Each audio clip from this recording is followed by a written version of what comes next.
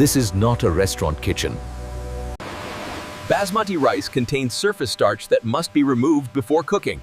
Why? Because excess starch causes clumping down.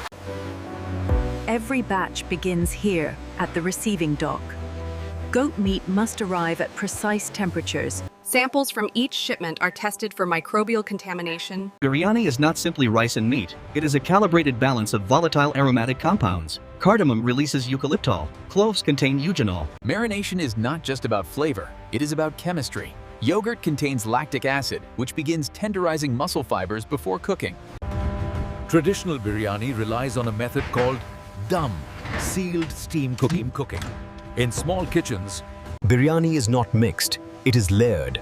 Meat at the base releases juices upward. Rice absorbs flavor downward. Now the scale becomes visible. These cauldrons can hold hundreds of kilograms of rice and meat at once. Heat must rise evenly from base to surface. Too much heat at the bottom, the rice burns. Too little heat at the top, the meat undercooks. Inside the sealed chamber, moisture converts to pressurized steam.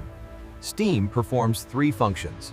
First, Heat is turned down, but cooking continues.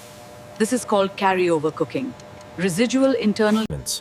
Industrial production does not eliminate craftsmanship. Each batch is sampled.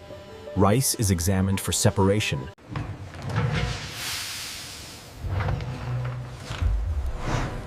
Pressure must be released slowly.